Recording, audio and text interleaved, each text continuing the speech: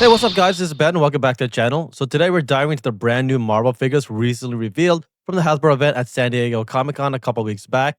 These figures include the 6 new figures based off of the X-Men '97 TV series over on Disney+. This is also the latest and greatest third wave, so we finally get some nice new characters modeled from the show. I'm also going to do a separate video on the other figures announced, like the Magic 2-packs and comic series figures as well. But let's dive into these first 6 new X-Men figures and see if they're worth your cash. So first one up is the always amazing Emma Frost, aka White Queen. Now, Emma Frost's cameo in X-Men '97 was brief but memorable and right when she unlocked her diamond form. So we're glad to kind of see that we finally get a figure of her. Now, this figure embodies that like power up pretty well, complete with some amazing crystal lines etched along some of her clothing that they've been added to her actual figure body. In terms of the actual design, her gala style costume from the series finale shines really well with sculpted like stitching in the boots, corset, and inner cape. The two-tone paint pops out really well. Pearly whites contrasted by cool blues on certain applications of it, right? Her facial sculpt is really amazing though, and near Emma perfection. Has those like sharp eyebrows and solid skin coloration evenly throughout the face, and it looks just like her from the series, right? As for accessories, Emma comes with alternate head sculpt with that flowy hair, 2 extra hand molds, one with a casting and pose, and one with the relaxed hands. No additional effect parts, unfortunately, or even diamond accessories. But the paint and sculpt work, give her an incredible look overall, along with that like sharp impact that you just want from her. So I presume she's also going to be like the hottest seller from this third wave, and rightfully so, just because she's so popular, right? And this figure looks amazing to me just overall, and is a no-brainer PO for me. Next one up is Cable. He's pretty well armed and comes with some nice accessories as well. These Genosha era designs kind of bring in some bulky muscle tones, a high visual weapons vest, and cybernetic enhancement, all nicely recreated from what I'm seeing so far and sculpted in his figures so far. Right, in terms of the actual figure design, Cable's sculpt features like an all-new pinless figure frame, which is pretty awesome. He gets a lot smoother paint across his vest, the straps, and the armor plating. The vest weathering details make it pop out nicely against his darker underlayers, and his like cybernetic eye peeks out just enough, right, to kind of help highlight that really handsome face of his. Now, as for the accessories, Cable comes with 2 rifles. One is the big long-range one, and one is the more compact SMG type. Right, you get 2 blast effect like pieces. Also, you can attach to both or either of the weapons. 2 extra hands for gripping the rifles themselves. Now, I kind of wish they added an extra like accessory for his Android eye, right? Kind of like a little small flash type of accessory. But it's all good, and still think that this figure is still pretty amazing overall. You know, the massive rifle itself screams Cable, and can't wait to have him on my shelf rocking it, right? Just awesomeness. Next one up here is Sunspot. Kind of brings out more solar flare to the new wave, right? He's rocking his vintage inspired black and yellow costume.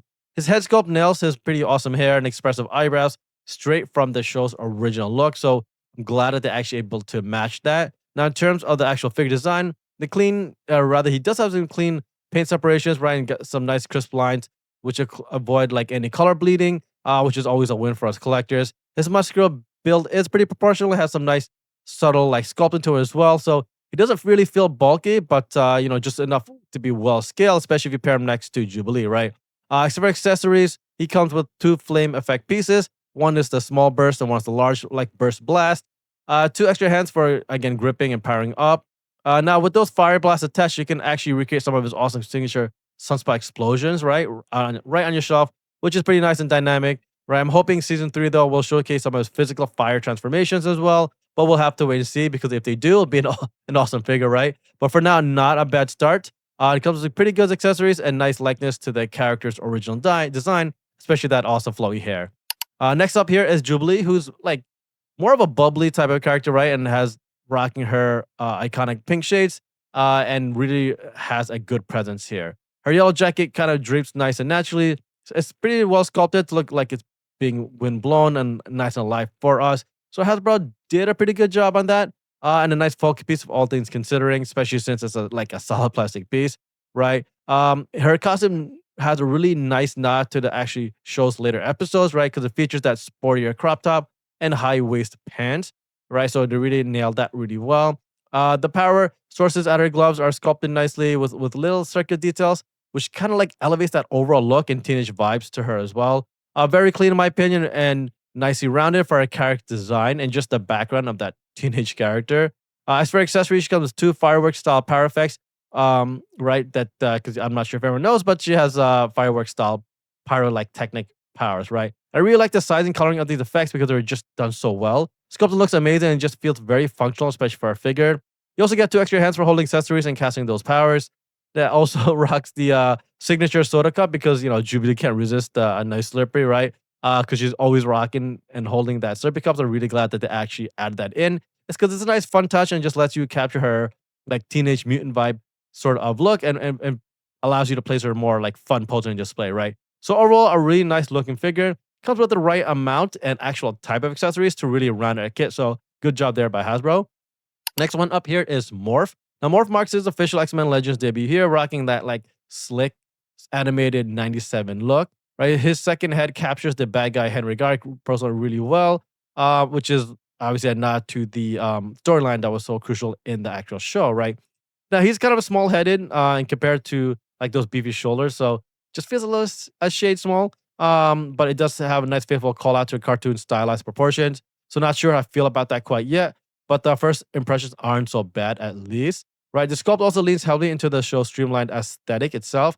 Like his blue jacket has nice folded seams and panel lines that have him like sort of like sticking out and not in a bad way. Body type also feels athletic, right? So not so bulky or no exaggerated muscles anywhere, which is nice. And it also has like a slightly elongated torso from what I'm seeing. So you could probably get some dynamic posing out of him. But it seems like his articulation is pretty good. But the character himself doesn't really do much unless he morphs, right? Obviously. So it makes sense as he is in this iteration. Now, as for accessories, Morph comes with 2 interchangeable heads, right? So you get the classic Morph grin with that really suave looking hair and Gyric disguise, right? So 2 sets of extra hands as well, relaxed palms and one for grasping like fingers.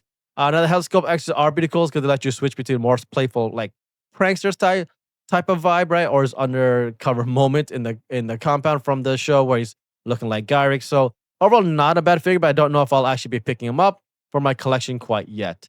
And last one up here is Logan, who slides into the wave with his awesome laid back style, like complete with his brown bomber jacket, and which was actually introduced, I believe, mid-season, right? He was kind of rocking that in one of the episodes.